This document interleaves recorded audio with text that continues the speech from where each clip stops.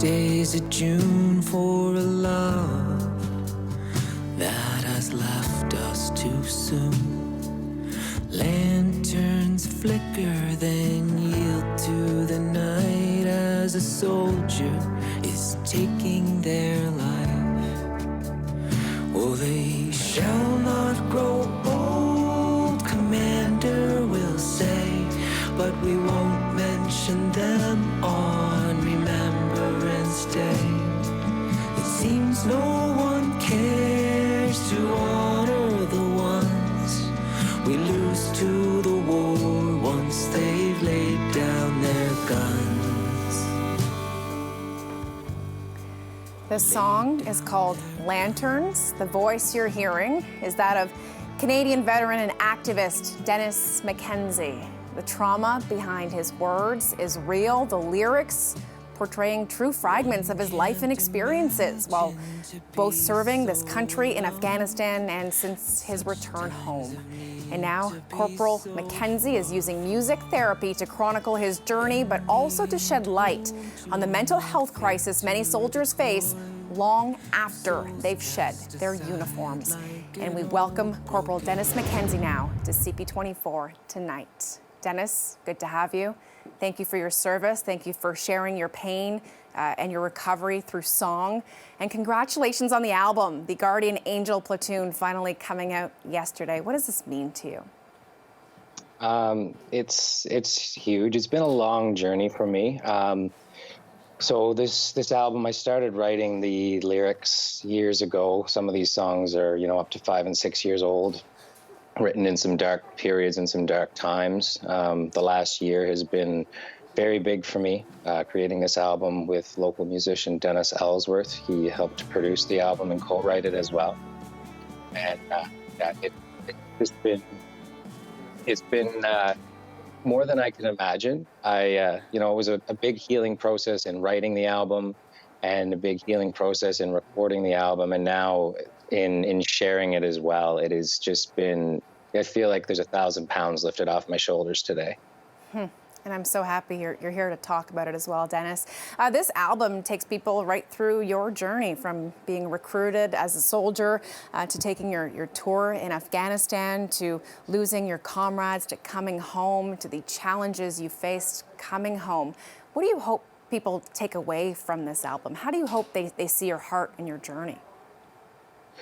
So there's a few takeaways that I'd really like for this album. The song that we were just listening to, Lanterns, that song is written about the fact that as a nation, we're great to honor our veterans and our soldiers, especially those that we lose during war, those that we lose overseas. But we do fall short on honoring those that we lose to suicide and to the invisible wounds of war. So the song Lanterns that's what that is about, and it's a bit of a call to action for us as a society. It comes with a lantern pin that comes with the album that is meant to be worn, on Remembrance Day, but also on any other day, and it's meant to honor those that we lose to suicide and off of the battlefield. So for me, that's the big message with this album. But at the same time, I'm hoping to be able to, unite veterans and the veteran community that are also feeling some of the same things that I've felt and that I've been through, but as well to help the rest of us. It's not easy to know or understand where a soldier's been or what they've been through, what types of demons they're facing, and I'm really hoping that this album can shed some light for our civilian population as well, and be able to connect a little bit and understand what it is that our brave men and women are going through. No question, and you've been brave enough to agree to be with us here on CP24 to share your story. I know you spent 7 months deployed in Afghanistan. Tell me what those 7 months were like, Dennis, and what the years since coming home have been like. So those 7 months were tough. It was, I've heard war described as, 80% boredom and 20% sheer terror. It's a pretty good description of it. There were, moments where you're just, wanting to be home, not wanting to be there. And then there's those moments where Easter Sunday is a good example for us. I was there for Easter when there was a roadside bomb that took 6 of our soldiers in one blast. And, that was a big moment for us overseas. It was fairly early on into our tour. And that kind of set a bit of the tone, a bit of the pace.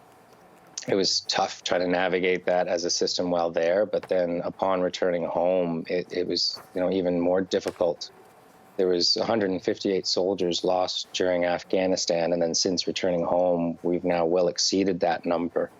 And I've personally lost more friends to suicide than I have to war. And for me, it's just, it's always been about trying to, bring some light onto that as well. We do great at honoring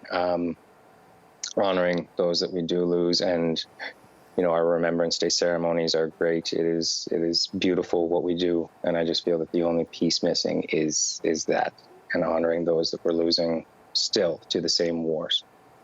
How do we do a better job of that, Dennis? How do we make sure that we lose the brave men and women who come home, simply cannot deal with the demons, and make that just incredible choice, that incredible move to take their life? How do we make sure that they're honored during Remembrance Day ceremonies as well?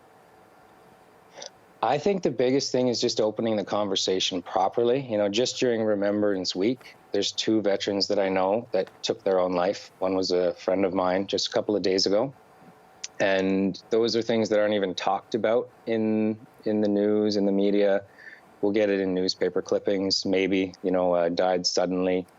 And then we're all, friends and acquaintances are all in the background trying to scramble through social media to try and find out what happened to these individuals. So, that puts the family in a bit of a odd, awkward situation where it's a taboo topic to even talk about. I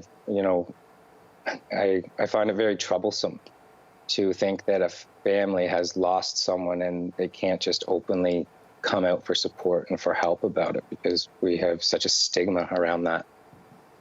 Yeah, it's time to get past that stigma. I want to show you, Dennis, a photo of you overseas. You mentioned losing 6 of your colleagues, your comrades, in one blast. There was a picture that is now known across the world. You and 3 of your brothers here in this photo carrying a casket. When you look at this picture, what does it mean to you? To me, it brings me back to that day. That was the ramp ceremony for my good friend, Private Dave Greenslade, after the Easter Sunday blast. And it's just that picture got quite a bit of attention. I wasn't really expecting that, but I don't know. I really don't know how to answer that question, to be honest. It brings me back to the time and place, but now with the healing where I've come, it's not a pain anymore. I've grown so much over the last 15, 16 months while doing this album, and the experiences before the album. I was very fortunate to partake in a new medicine treatment with psychedelics and psychedelic therapy. And I was able to leave that experience with an entire different outlook on the numerous loss that I've experienced and the pain. And so now to look back at something like that picture, I have a whole different mindset and a whole different view. And the album, actually, if you follow the album from start to finish, will take you on that journey and explain to you where I've come and where I am now. And part of that journey is also your mom, who I know wrote a song, sang a song on your album, inspired by that photo. Tell us about that, Dennis. What was that like, the first time you spoke to your mom after this photo came to light?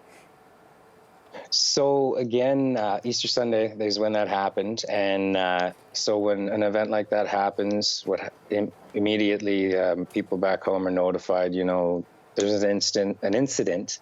However, there's no names given. It was 6 soldiers, and I hadn't been in contact with home for a couple weeks at this point.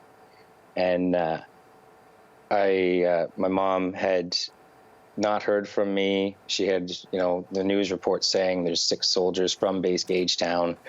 And then the next thing she gets is a phone call from my brother, who lives in BC, at 3 o'clock in the morning for her, because he had seen that picture come across the news, and there was still no talk, no mention of, or no hearing from me.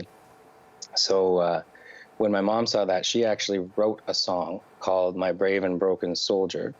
And it's a song that really portrays the view from a mother at home, and what she's experiencing while her son is overseas experiencing this loss so far away, and she's not able to help. And so that song is on the album, and it is performed by my mother. And again, Dennis, I'm just so happy that you're here today to be able to talk to us about it, to share your bravery, your grief, and I hope you continue to find that healing. Thank you so much for joining us. Thank you. Thank you for having me, Beatrice.